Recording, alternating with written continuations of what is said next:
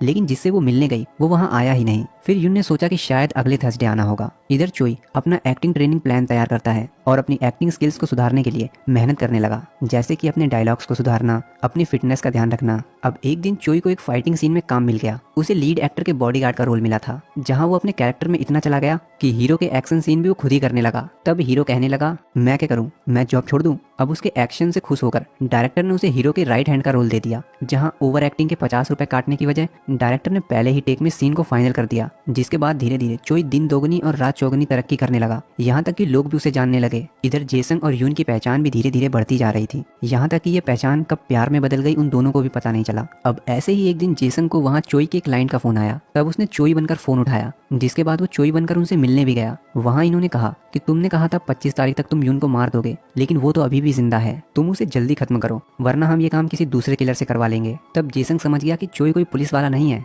बल्कि वो एक किलर है जिसे यून को मारने का कॉन्ट्रैक्ट मिला है। अब इसलिए वो चोई के प्लान को जानने के लिए उसका पीछा करने लगा। लेकिन चोई ने उसे देख लिया। चोई को लगा कि ये कोई मेरा फैन है जिसे ऑटोग्राफ चाहिए, इसीलिए बेचारा इतनी देर से पीछा कर रहा है। अब उसी रात चोई को एक रोमांटिक सीन शूट करना था। वो एक्शन तो अच्छा करता था, लेकिन रोमांस उसकी बस की बात नहीं थी, इसीलिए उस सीन को कल के लिए पोस्टपोन कर दिया गया। जिसके बाद वो लीना से मदद मांगने के लिए गया। चोई कहने लगा कि अगर मैं एक बार प्रैक्टिस कर लूंगा तो कल सीन में अच्छे से कर पाऊंगा। तब लीना ने उसे अच्छे से प्रैक्टिस करवाई, जिसके बाद तो उसने इतनी अच्छी एक्टिंग की कि डायरेक्टर कट बोलना ही भूल गया। इधर यून एक बार फिर किसी के आने का इंतजार कर रही थी। तभी वहाँ जेसंग आ गया और उसे कहने लगा कि तुम जिसका इंतजार कर रही हो वो अब कभी नहीं आएगा, बल्कि तुम उसे देखते ही भाग जाना। असल में वो चोई के बारे में बता रहा है। यहाँ उसने यून से झूठ भी बोला कि मैं एक पुलिस वाला हूँ और मैं तुम्हारी सुरक्षा करूंगा मरते दम तक।